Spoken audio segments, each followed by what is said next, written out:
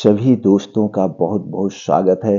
दोस्तों, आज के वीडियो में हम डिस्कस करेंगे दालचीनी।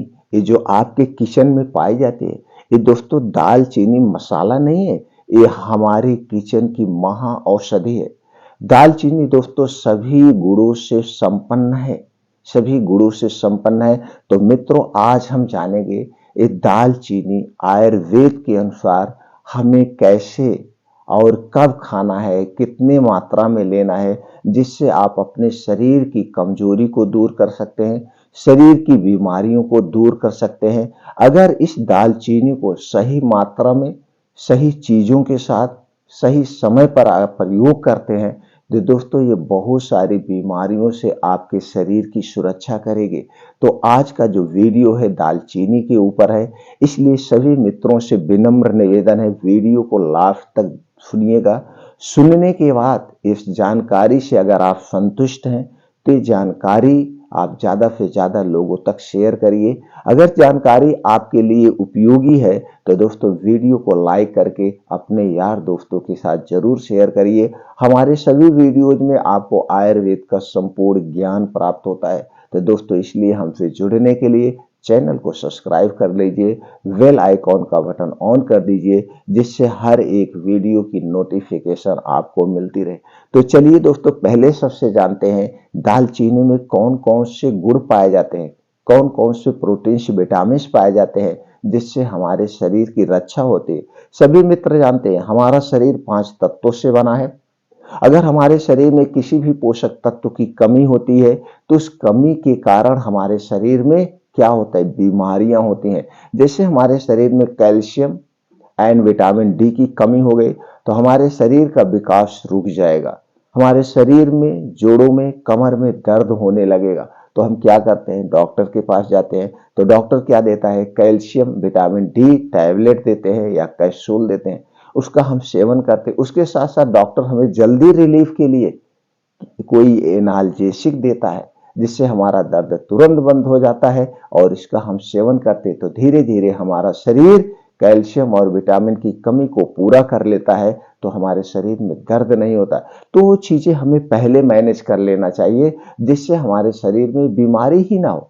तो चलिए दोस्तों, पहले उसके गुण धर्म के बारे में जानते हैं, फिर इसके फायदे के बारे में जानते हैं, फिर जानते हैं हमें कब और कितनी मात्रा में किसके साथ प्रयोग करना है, जो सबसे ज्यादा महत्वपूर्ण है। तो दोस्तों, इसके अगर हम पाए जाने वाले गुण की बात करें तो यह एक एंटीऑक्सीडेंट का प्रमुख स्रोत है।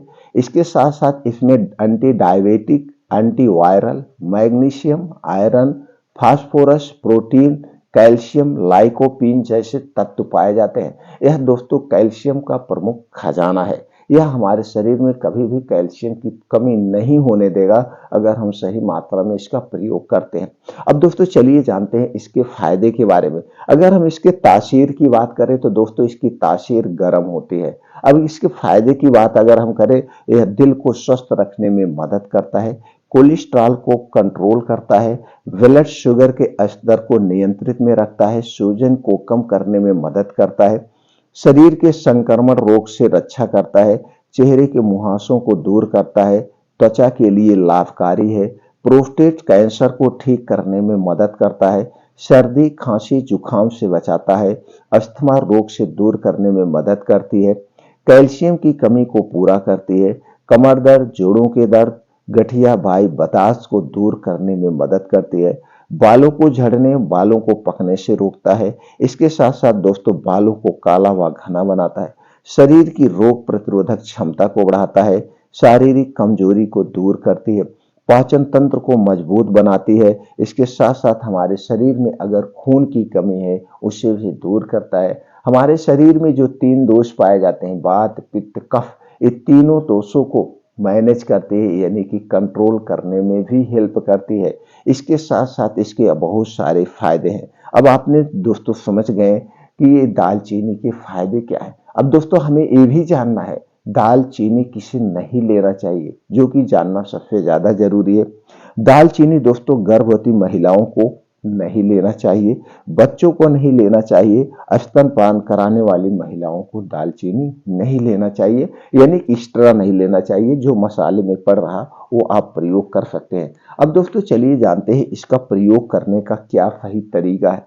अगर इसके तरीके की बात करें दोस्तों, इसके आप सारे फायदे लेने चाहते हैं तो सबसे पहले आप दालचीनी के बारे में जान लीजिए। दालचीनी का पाउडर कभी मार्केट से मत लेना, वो आपको शुद्ध नहीं मिल सकता है, क्योंकि दालचीनी दो टाइप की मार्केट में मिलती है और पाउडर जो आपको मिलेगा वो दोस्तों सस्ते वाली दालचीनी का ही पाउडर मिलेगा, क्योंकि सब लोग अपने प्रॉफिट के चक्कर में ही बेचते हैं और हो सकता है आपको पुराना मिले। तो दालचीनी जब भी खरीदने जाइए दुकान पे, जो दुकान बहुत ज्यादा चलती हो उसी दुकान से आप दालचीनी खरीदिएगा। और दालचीनी जब भी खरीदना पाइप वाली दालचीनी खरीदना मित्रों। कौन सी दालचीनी? पाइप वाली दालचीनी। पाइप वाली दालचीनी सबसे अच्छी होती है, वो दोस्तों गोल होती है इसलिए उसका नाम पाइप वाला हुआ है। अंगुली जैसी अंगूठी जैसी मोटी मोटी वो दालचीनी होती है और उसमें अंदर छेद होता है, ये उसकी पहचान है। तो दालचीनी खरीद के लाइए, उसे घर पे उसे सुखवा लीजिए या हल्का सा उसे ड्राई रोस्टेड कर लीजिए। जो इसमें दोस्तों सीलन है, जो इसमें मॉइस्चर है वो निकल जाएगा। उसके बाद अपने ही घर पे इसका आप पाउडर बनाइए, मिक्सर में किसी में। इस पाउडर को बना करके आप दोस्तों किसी कांच के बोतल में आप रख दीजिए, सेफली से बना रहेगा, उसमें हवा नहीं जानी चाहिए। अब इस दालचीनी की यही दालचीनी का प्रयोग आपको करना है दोस्तों। दालचीनी तो मसाले में प्रयोग होती है लेकिन उतनी मात्रा में नहीं होती है जितनी मात्रा में आपको चाहिए। ये जो हमारे किचन में सारे मसाले हैं, ये मसाले नहीं है दोस्तों, ये मसाला तो नाम दे दिया गया, ये सारी औषधियां हैं। औषधियां, ये औषधियां हमारे शरीर की सुरक्षा करती है। अगर इन्हें सही मात्रा में हम सही समय पर प्रयोग करें तो दोस्तों हमारा शरीर हमेशा स्वस्थ व निरोग बना रहेगा। तो दोस्तों अब यहाँ पे जानते हैं दालचीनी का प्रयोग कैसे करना है। दोस्तों आपको लेना है, वैसे तो दालचीनी बहुत तरीके से प्रयोग किया जाता है, तो अलग अलग तरीके से अलग अलग बीमारी में होता है, लेकिन ये जो तरीका है इस तरीके से अगर आप प्रयोग करते हैं तो सभी लोग इस तरीके से कर सकते हैं। तो दोस्तों आपको लेना है 1 गिलास दूध। दूध आपके घर का होगा, पैकेट का दूध नहीं चाहिए। पैकेट का दूध प्रोसीजर से बनता है और वह दूध दोस्तों हमारे पास 3-4 दिन बाद पहुंचता है, वो कच्चा दूध होता है, तो उसमें कुछ ना कुछ किया जाएगा तभी तो हमारे पास पहुंचने में खराब नहीं होगा। दूसरी चीज दोस्तों उस पैकेट में रखा जाता है, किसके पैकेट में? प्लास्टिक के। प्लास्टिक जो है एक कैंसर कारक तत्व उत्पन्न करता है, इसलिए हमें कभी भी भूलकर प्लास्टिक में रखी हुई कोई भी चीज नहीं खाना चाहिए। तो दोस्तों इस पर्पज से उस दूध को आप मत लीजिए। दूध आपके घर का होगा या किसी के घर से दूध खरीदा करिए। दूध उसमें से अगर शुद्ध गाय का दूध मिल गया, देसी गाय का दूध, तो दोस्तों वो अमृत के समान है। देसी गाय के दूध में पीलापन होता है, वो पीलापन अमृत का काम करता है। अगर देसी गाय का दूध मिल गया तो अमृत के समान है। 1 गिलास दूध लेना है और दूध को जब आप उबलने के लिए रखेंगे तो उसी समय आपको उसी में दालचीनी का पाउडर आधा चम्मच डाल देना है। आधा चम्मच डाल दीजिएगा और ये जब दूध उबल जाए तो उसको फ्लो कर दीजिए। फ्लो करके 5 से 6 मिनट दूध को उबालिए। अब इसके सारे रस उसमें आ जाएंगे। अब इसी दूध को आपको पीना है। कब पीना है? अगर आप रात में खाना खा रहे हैं तो खाना खाने के 1.5 घंटे के बाद इस दूध को पीना है और दूध पीने के 1.5 घंटे के बाद आपको सोना है, तुरंत नहीं सोना है, जिससे दूध सही ढंग से डाइजेस्ट हो जाए। दूध पीने के बाद 1 घूंट पानी भी नहीं पीना है। कुछ लोग दोस्तों 1 घूंट पानी पी लेते, खंगाल लेते, नहीं करना है, ऐसे ही रहने देना, बल्कि मुंह खंगाल के आप थूक सकते हैं लेकिन पानी नहीं पिएंगे, 1 घूंट भी पानी नहीं पिएंगे। तो इसे रोज रात में खाना खाने के 1 घंटे के बाद पीना है। अगर रात में आप खाना नहीं खाते हैं, बहुत सारे लोग हैं रात में खाना नहीं खाते हैं, तो दोस्तों सोने के 2 घंटे पहले आप इस दूध को पिएंगे। रोज कितने दिन तक पीना है? अगर आपको पूर्ण रूप से इसके सारे फायदे लेने हैं तो दोस्तों इस दूध को आप 3 महीना कंटिन्यू पीजिए और हो सके तो एक ठंडी के समय पीजिए। आप ठंडी के समय इसको पीते हैं तो दोस्तों क्या होता है, आपका पाचन तंत्र उस समय स्ट्रांग होता है, जो कुछ भी आप खाते पीते हैं सही ढंग से पच जाता है। और दोस्तों सभी लोग अपने शरीर को बनाने के लिए, शरीर को मजबूत बनाने के लिए ठंडी के समय में अच्छी अच्छी डाइट का प्रयोग करते हैं। तो दोस्तों ठंडी के समय में सबसे उचित है, नहीं तो हर एक सीजन में इनका सेवन कर सकते हैं। और जब इसका सीजन हम दूध के साथ करते हैं तो दोस्तों इसकी गर्मी जो है शांत हो जाती है, शांत हो जाती है। तो इसलिए रोज रात में जब भी इसको यूज करना, कंटिन्यू 3 महीना, 3 महीना यूज करने के बाद आप 2-3 महीना बंद कर देना, 1-2 महीना दूध, हल्दी वाला दूध पी लेना या कोई और दूध पी लेना। उसके बाद दोस्तों फिर आप इसे पी सकते हैं। तो इस ढंग से आप दालचीनी का प्रयोग करके दोस्तों अपने शरीर में कैल्शियम की कमी को पूरा कर सकते हैं और जो प्रोटीन विटामिन की कमी है उस कमी को पूरा कर सकते हैं, अपने शरीर को हेल्थी बना सकते हैं।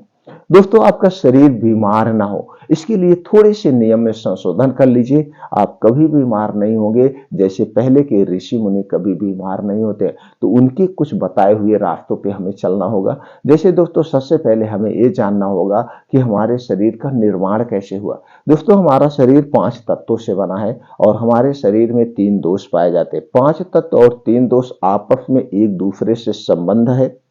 जब भी आपके शरीर में इन किसी पोषक तत्व की कमी होगी तो शरीर में हमारी बीमारी होगी। दूसरी तरफ दोस्तों जब हमारे शरीर का वात पित्त कफ बढ़ता है तो हमारे शरीर में बीमारियां होती हैं। तो आपके शरीर का वात पित्त कफ बढ़े ना, इसके लिए वात पित्त कफ को बढ़ाने वाली जितनी चीजें हैं उनका सेवन मत करिए। दोस्तों वात पित्त कफ क्या होता है, वात पित्त कफ को बढ़ाने वाली कौन सी चीजें हैं, इससे संबंधित चैनल पर बहुत सारी वीडियो पड़ी दोस्तों, वहां से आप देख सकते हैं।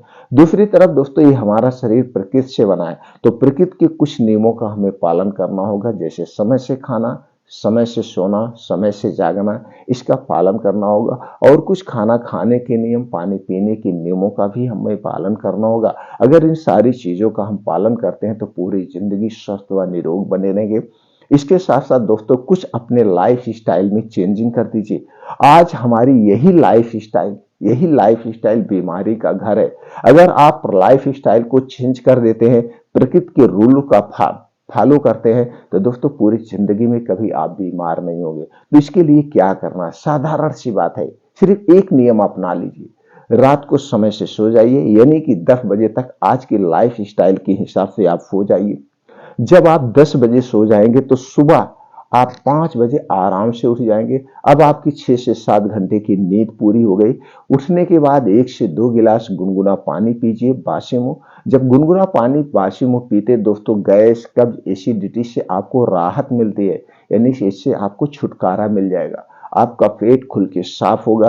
अब इसके बाद आपको निकल जाना है मॉर्निंग वॉक पे। अब ये 5 बजे से 7 बजे, ये 2 घंटे का समय आप किसी के साथ शेयर मत करिए, सबसे डिस्कनेक्ट हो जाइए, यहाँ तक कि मोबाइल से भी। अब ये 2 घंटे में आप घर से बाहर निकल जाइए, चाहे पार्क में, फील्ड में, कहीं पे भी जाइए। जाने के बाद आपको सबसे पहला काम करना है, आप जूता चप्पल जो भी पहने उसे निकाल के बाहर रख दीजिए। नंगे पांव आपको 5 से 6 किलोमीटर का मॉर्निंग वॉक करना है।